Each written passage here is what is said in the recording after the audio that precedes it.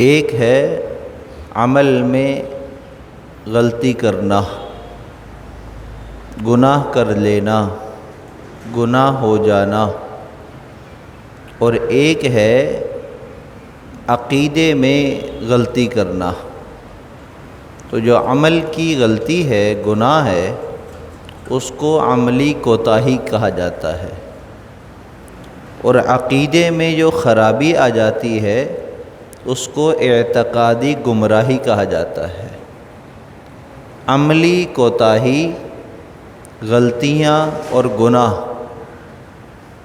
ممکن ہے توبہ کی توفیق مل جائے اور معاف ہو جائے، اس کے امکان موجود ہے کہ معاف ہو سکتے، گناہ معاف ہو سکتے ہیں توبہ کے ذریعے، لیکن اعتقادی گمراہی جو ہے اس کے ختم ہونے کے چانس بہت کم ہوتے ہیں۔ اور اعتقادی گمراہی کیا چیز ہے؟ آسان الفاظ میں یوں کہیں، بدعت اعتقادی گمراہی ہے۔ اور بدعت کیا ہے؟ بدعت کا ایک ہے لغوی معنی اور ایک ہے اصطلاحی شرعی معنی۔ لغوی معنی یہ ہے کہ ہر نئی چیز کو بدعت کہا جاتا ہے۔ اصطلاح شریعت میں بدعت کہا جاتا ہے کہ دین کا موجد بن جانا، دین کے بارے میں کوئی ایسی بات ایجاد کر لینا جو رسول اللہ صلی اللہ علیہ وسلم یا صحابہ کرام سے منقول نہ ہو، ان سے ثابت نہ ہو، تو وہ بدعت ہے۔ تو آسان الفاظ میں کیا بات ہوئی کہ ہر وہ بات کہ جو قرآن و حدیث اور سنت سے ثابت شدہ نہیں ہے وہ بدعت ہے، اور وہ نئی بھی وہ بات کہ جس کو دین سمجھا جا رہا ہے، دین کا حصہ بنا دیا گیا ہے، اس کو ثواب کا عمل سمجھا جا رہا ہے، تو وہ عمل بدعت کہلاتا ہے۔ اور ہر بدعت گمراہی ہے، اور ہر گمراہی جہنم میں لے جانے والی ہے۔ دین ہے کیا؟ دین کس چیز کا نام ہے؟ دین اتباع کا نام ہے۔ کس کا نام ہے؟ اتباع کا، ماننے کا، پیروی کرنے کا نام ہے۔ اللہ کے محبوب صلی اللہ علیہ وسلم نے جب دنیا سے پردہ فرمایا تو صدیق اکبر رضی اللہ تعالیٰ عنہ وہ ہستی ہیں جو آپ کے پردہ فرمانے کے بعد سب سے پہلے منبر پر آئے اور خطبہ دیا۔ تمام صحابہ کرام کا اجماع ہوا اس بات پر کہ آپ ہی وہ شخص ہیں، آپ ہی وہ ہستی ہیں کہ جن کو اب امیر المومنین بنایا جا سکتا ہے، لہذا سب نے متفقہ طور پر آپ کو امیر المومنین بنا دیا۔ آپ نے جو پہلا خطبہ دیا، اس پہلے خطبے میں ایک جملہ یہ بھی ارشاد فرمایا کہ انی متبعن، کہ میں اتباع کرنے والا ہوں، ولست بمبتدع، میں ایجاد کرنے والا نہیں ہوں، یعنی میں کوئی ایسی بات نہیں کروں گا جو اپنی طرف سے ہوگی، بلکہ میں ساری بات، سارے کام اتباع میں کروں گا، رسول اللہ صلی اللہ علیہ وسلم کی اتباع میں۔ جو آپ کو دیکھا، آپ سے احکامات میں ملے، جو قرآن کی تعلیم میں ملی، وہی میں تمہیں بتلاؤں گا، اپنی طرف سے کوئی بات نہیں کروں گا، اپنی طرف سے کوئی نئی چیز تمہیں نہیں بتلاؤں گا۔ تو وہاں پر لفظ ہے متبعن، کہ میں کون ہوں؟ متبع ہوں، متبع سنت ہوں، مبتدع نہیں ہوں، ایجاد کرنے والا نہیں ہوں، بدعت کرنے والا نہیں ہوں۔ لہذا ہمیں بھی متبع بننا چاہیے، مبتدع یعنی بدعتی نہیں بننا چاہیے۔ اب میں رسول اللہ صلی اللہ علیہ وسلم کے زمانے کا ایک واقعہ آپ کو بتلاؤں۔ اللہ کے محبوب صلی اللہ علیہ وسلم کی عادت مبارکہ یہ تھی کہ آپ رات کو چہل قدمی کے لیے، نگرانی کے لیے نکل جایا کرتے تھے باہر۔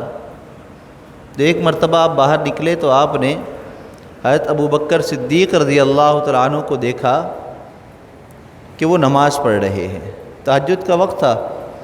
تو آپ ان کی جب قریب سے گزرے تو ان کی آواز بالکل بھی سنائی نہ دی، آپ گزر گئے۔ پھر آپ نے حضرت عمر فاروق رضی اللہ تعالیٰ عنہ کو دیکھا کہ وہ بھی تہجد کی نماز ادا فرما رہے، لیکن ان کی آواز اتنی بلند کہ آپ کو بھی سنائی دے رہی ہے اور دور بھی جا رہی ہے۔ جب صبح فجر کی نماز کے بعد بیٹھے تو اللہ کے محبوب صلی اللہ علیہ وسلم نے دونوں حضرات شیخین سے سوال کیا، ابو بکر رات کو آپ کو یہ عمل کرتے دیکھا لیکن آپ کی نماز میں تلاوت کی آواز سنائی نہیں دی، کیا وجہ ہے؟ فرمایا کہ یا رسول اللہ صلی اللہ علیہ وسلم جس ذات کو میں سنا رہا ہوں وہ تو سن رہا ہے، اس کو تو میں نے سنا دیا، تو پھر آواز کو بلند کرنے کا کیا فائدہ؟ کہ میں اللہ کو سنا رہا ہوں، اللہ تو سن رہا ہے۔ حضرت ابوبکر صدیق رضی اللہ کے بعد حضرت عمر فاروق رضی اللہ تعالیٰ عنہ سے یہی سوال کیا کہ آپ کی آواز اتنی بلند تھی، تو آپ نے فرمایا کہ یا رسول اللہ صلی اللہ علیہ وسلم میں نے اس لیے آواز بلند کی تاکہ شیطان بھی بھاگ جائے اور سونے والے بھی جاگ جائیں۔ اب دونوں نے اپنی سمجھ سے ایک عمل کیا۔ اللہ کے محبوب صلی اللہ علیہ وسلم نے فرمایا کہ تم نے اپنی سمجھ سے کیا اور صحیح بھی ہے، لیکن اللہ کو کیا پسند ہے اور میرا کیا طریقہ ہے کہ اے ابو بکر اپنی آواز کو تھوڑا بلند کرو، اے عمر تم اپنی آواز کو تھوڑا پست کر لو، یعنی اعتدال والی آواز میں نماز پڑھو کہ تمہیں سنائی دے یا تمہارے ساتھ کوئی سن رہا ہے تو اس کو سنائی دے، شور نہ ہو تلاوت میں۔ یہ ہے تنہا تہجد کے وقت نماز پڑھنا۔ مسجد میں نماز پڑھ رہے ہیں تو آپ اتنی آواز رکھیں کہ ساتھ والوں کی نماز میں خلل نہ پڑے۔ رکوع سجدے کی تسبیحات اتنی آواز سے نہ ہوں کہ ساتھ والوں کی تسبیحات گڑبڑ ہو رہی ہو۔ بعض لوگوں کی عادت ہوتی ہے کہ بلند آواز سے پڑھنے کی، اور یہ ہر جگہ ہر مسجد میں کوئی نہ کوئی اس طرح بندہ ہوتا ہے، تو اگر وہ بیچارہ معذور ہے اس معاملے میں کہ بتانے کے باوجود بھی اگر نہیں عمل کر سک رہا تو اس کو معذور ہی سمجھے، اس کے پھر پیچھے نہ پڑیں۔ ہمارا ایک مسئلہ یہ بھی ہوتا ہے کہ اگر ہم کسی کی غلطی صحیح کرنے پر آتے ہیں تو پھر اس کو اینڈ تک پہنچاتے ہیں، جب تک کہ گن پوائنٹ پہ اس کی غلطی صحیح نہ ہو جائے ہم پیچھا نہیں چھوڑتے، تو یہ طریقہ بھی غلط ہے۔ آپ نے کہہ دیا، اس نے سن لیا، عمل کرنا اس کا کام ہے، ہدایت دینا اللہ کا کام ہے، اب بس آپ کی ذمہ داری پوری ہو گئی۔ ہاں آپ کو اگر اس کے عمل سے تکلیف ہے تو آپ اس سے دور ہٹ جائیں، لیکن اس کو بار بار چھیڑنا کہ اس کو ضدی بنا دینا یا اس کو اس بات پر مجبور کرنا کہ وہ مسجد آنا ہی بند کر دے، تو یہ عمل درست نہیں ہے۔ اعتدال والا عمل اختیار کرنا چاہیے۔ تو اللہ کے محبوب صلی اللہ علیہ وسلم نے دونوں حضرات کی تعریف بھی فرمائی کہ صحیح ہے عمل، لیکن صحیح عمل یہ ہے جو میں تمہیں بتلا رہا ہوں۔ تو اصل اتباع یہ ہے، میری سمجھ کیا کہتی ہے، میری عقل کیا کہتی ہے، میری تعلیم کیا کہتی ہے، مجھے یہ نہیں سیکھنا، مجھے وہ سمجھنا ہے، وہ سیکھنا ہے جو اللہ اور اس کے رسول صلی اللہ علیہ وسلم ہمیں بتلا رہے ہیں۔ جو دین اسلام ہمیں تعلیم دے رہا ہے اس سے ہٹ کر میری سمجھ کے مطابق کوئی بھی طریقہ غلط ہو سکتا ہے، اس میں خامی ہو سکتی ہے، لیکن رسول اللہ صلی اللہ علیہ وسلم کے طریقے میں نہ کوئی خامی ہے، نہ کوئی غلطی ہے، نہ اس کے اندر کوئی خرابی آ سکتی ہے۔ اس سوچ کو ہم اپنے دماغوں میں بٹھا لیں، بٹھائیں نہیں گھسا لیں، اس لیے کہ ہمیں بڑی پریشانی ہوتی ہے، ایک عمل صحیح کرتے ہیں دوسرے عمل میں پھر وہی بات شروع ہو جاتی ہے، تو ایسا گھسائیں کہ وہ نکلنے کا نام نہ لے کہ ہمیں سنت پر ہی عمل کرنا ہے، ہمیں بدعت کی طرف نہیں جانا ہے۔ یہاں تک کہ اگر کوئی نیک عمل کے اندر بھی کوئی ایسی بات آ جائے کہ جو سنت نہ ہو تو اس کو بھی چھوڑ دیا جائے۔ حضرت حاجی امداد اللہ مہاجر مکی رحمۃ اللہ علیہ بہت بڑے اللہ کے ولی گزرے ہیں، انہوں نے بھی ایک واقعہ ایک بزرگ کا بیان فرمایا ہے۔ حضرت تھانوی رحمۃ اللہ علیہ نے بھی بیان فرمایا ہے اسی واقعے کو کہ ایک بزرگ تھے، اللہ والے تھے، نماز ایسی بہترین خشوع خضوع والی کہ لوگ ان کی نماز کی مثال دیتے، ان کے چہرے سے ہی تقویٰ ظاہر ہوتا۔ جیسے مشہور ہے نا کہ اللہ والا کون ہے، جس کو دیکھ کر اللہ یاد آئے، تو ان کو دیکھ کر اللہ یاد آتا ہے، ان کی نماز کو دیکھ کر نماز کی حسرت ہوتی ہے کہ کاش ہم بھی ایسی نماز پڑھیں، ایسی مقبول نماز، ایسی بہترین نماز۔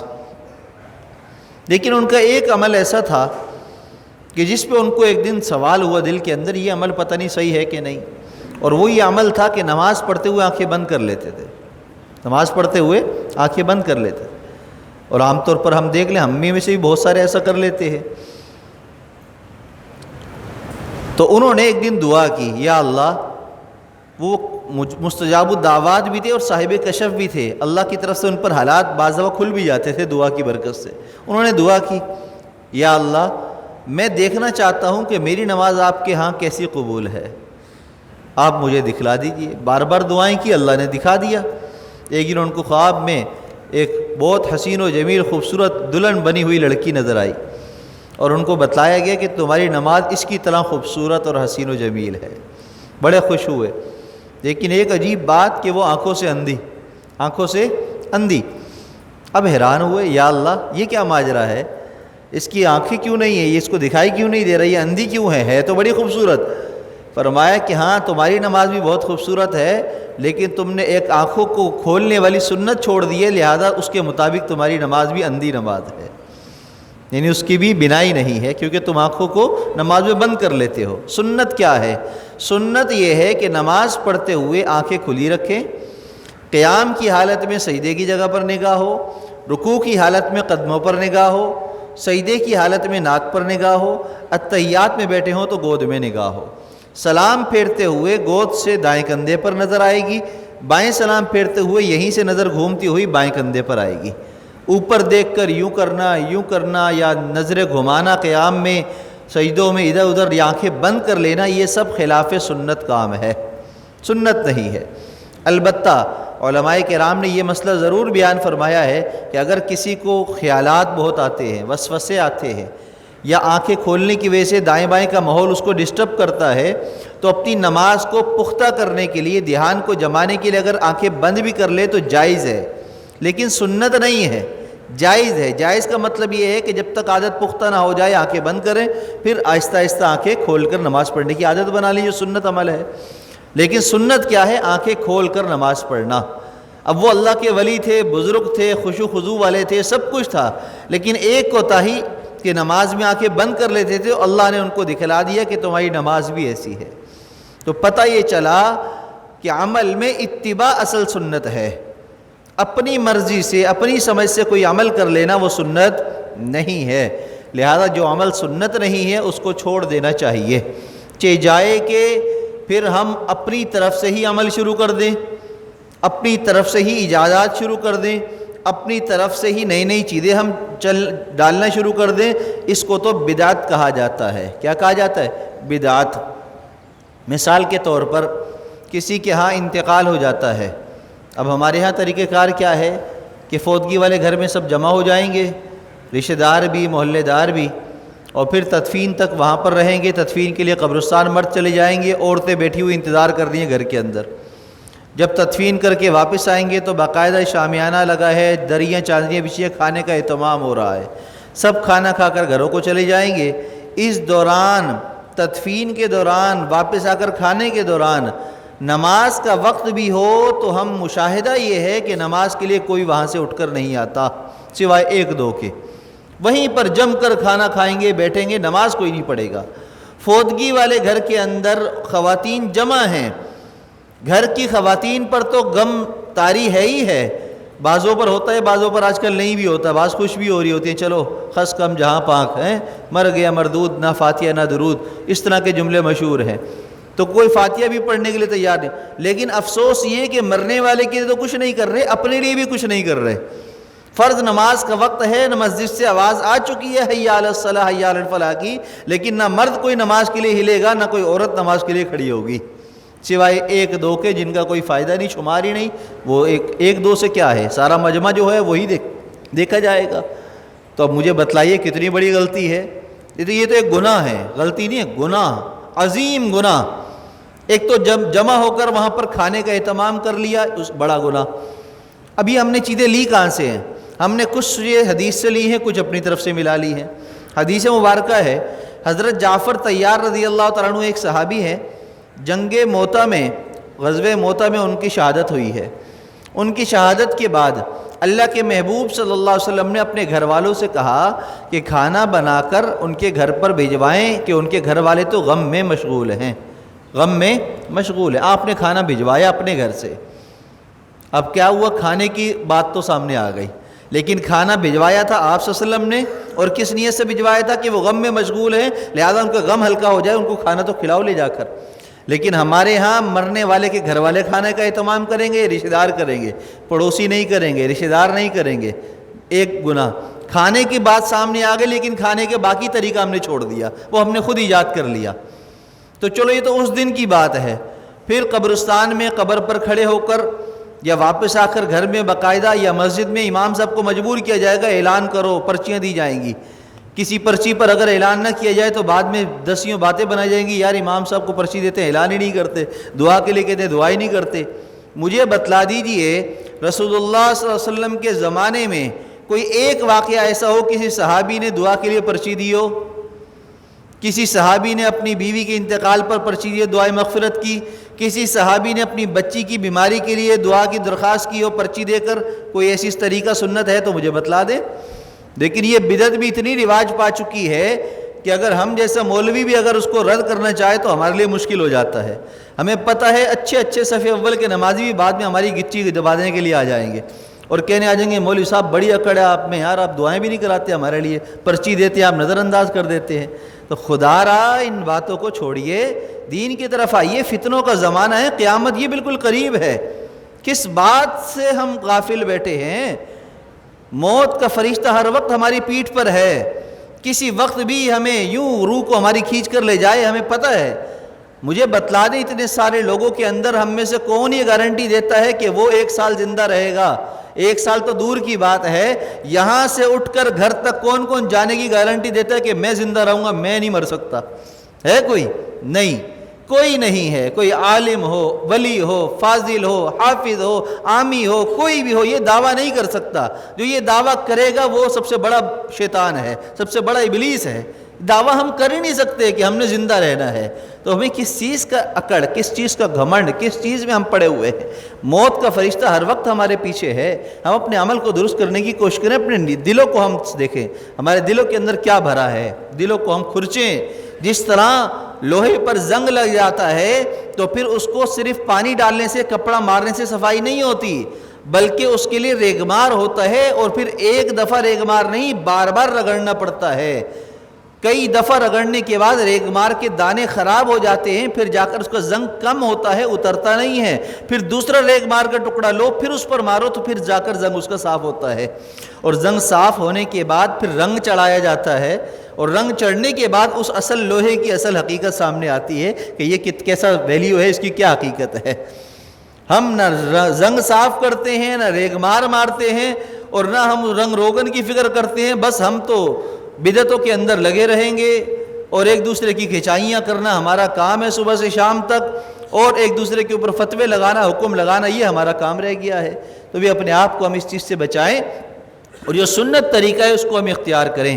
سفر کا مہینہ، اللہ اکبر کبیرہ، یہ مہینہ شروع ہوتے ہی عجیب میسج ہیں۔ سورۃ مزمل اتنی دفعہ پڑھنی ہے، سورۃ فلاں یہ پڑھنی ہے، یہ تسبیح اتنی پڑھنی ہے، چاند کی فلاں تاریخ کو وہ گونگیاں بنا کر اس کو یہ بانٹنا ہے، کھانا ہے، عجیب چیزیں ہیں۔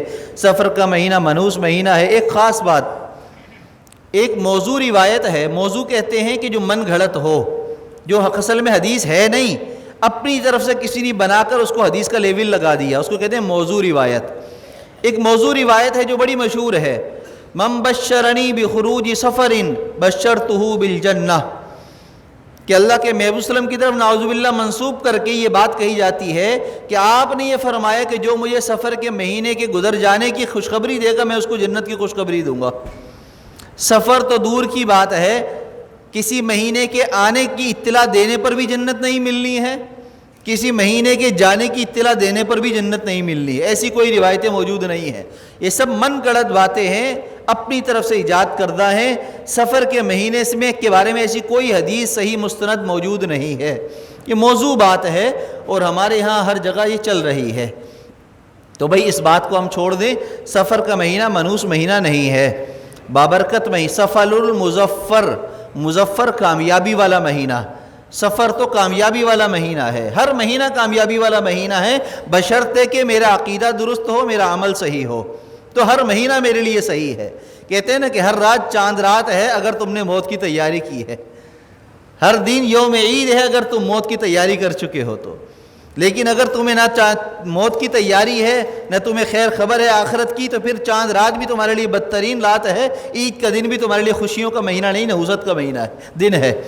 تو اس لیے بھئی سفر کا مہینہ یہ خوشیوں کا مہینہ، کامیابیوں کا مہینہ ہے، اس میں نہ کوئی نحوست ہے، نہ کوئی فرق پڑتا ہے، نہ کوئی فال کی ضرورت ہے۔ کوا کائیں کائیں کرے گا مہمان آ رہا ہے، الو کے اندر نحوست ہے، ایسی کوئی بات نہیں ہے، نہ کسی عورت میں کوئی نحوست ہے، نہ گھر کے مکان میں ہے، نہ کسی سواری میں ہے۔ کار 40 لاکھ کی کار لے کر کالا کپڑا، کالی چپل سلنسر میں باندھ دینا، گھر کو بنانے کے بعد اس کے اندر کوئی خامی والی چیز اس کے اندر بنا دینا، یا گھر کی بنیاد کے اندر کالے بکرے کے خون کو ڈال دینا، یا گھر کی اوپننگ، آفس کی اوپننگ کرتے ہوئے وہاں راستے میں خون کو، بکرے کے خون کو ڈالنا، یہ ساری خرافات ہیں، رسومات ہیں، بدعات ہیں، دین سے ان کا کوئی تعلق نہیں ہے۔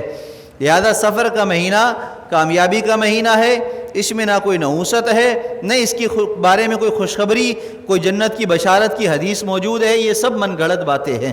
لہذا اپنے آپ کو بچائیے، بدعات سے، رسومات سے اپنے آپ کو دور رکھیے، سفر کا مہینہ عبادت کے ساتھ گزاریے اور اللہ سے دعا مانگیے، اللہ عافیت والا معاملہ فرما دیجئے۔ اللہ اس مہینے کی تمام رسومات، بدعات سے بچنے کی توفیق عطا فرما دیجئے۔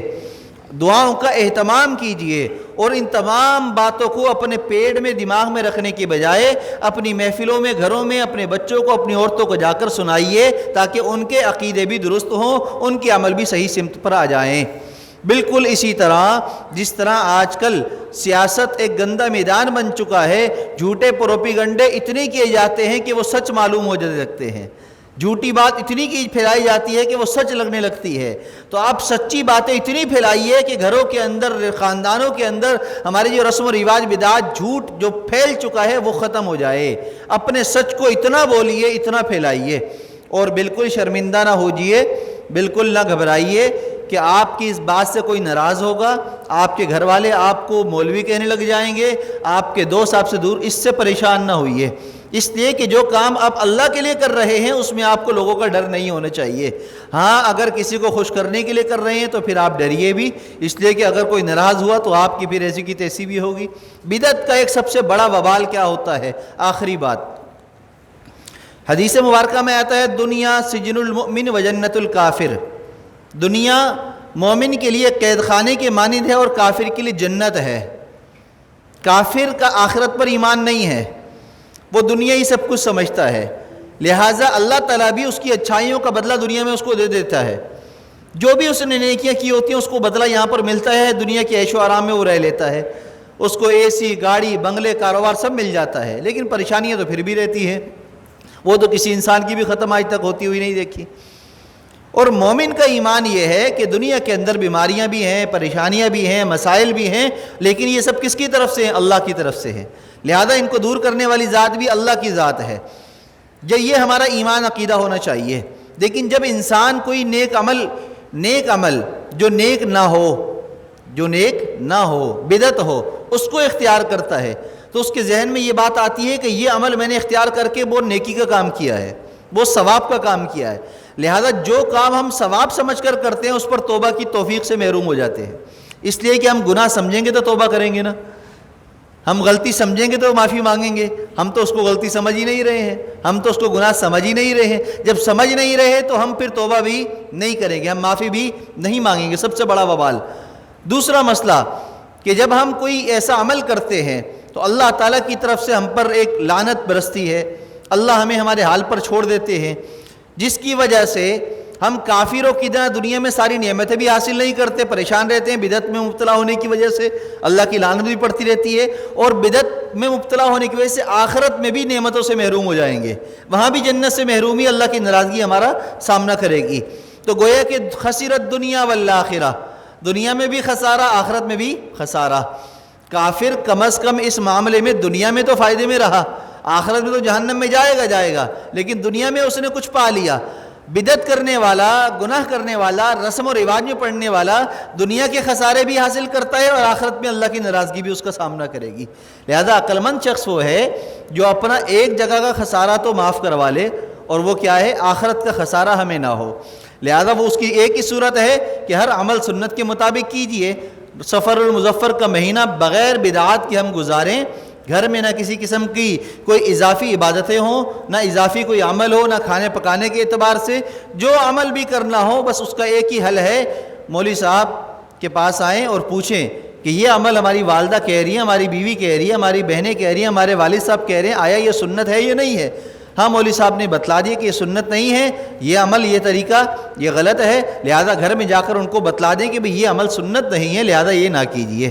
اب گھر والے کہتے ہیں کہ بھائی ہمیں تو کرنا ہے، تم جانو، تمہارا کام جانے، آپ کہیں صحیح ہے، میں آپ کے عمل سے بیزار ہوں، میں آپ کے عمل میں شامل نہیں ہوں، بس یہ کہہ دیا آپ نے، کافی ہے آپ کے لیے۔ اب ان سے لڑنا جھگڑنا فورس کرنا اس کی آپ کو ضرورت نہیں ہے، اگر آپ کے بڑے ہیں تو۔ اگر چھوٹے ہیں تو وہاں فورس کیجئے، زبردستی ان کو نیک بنائیے۔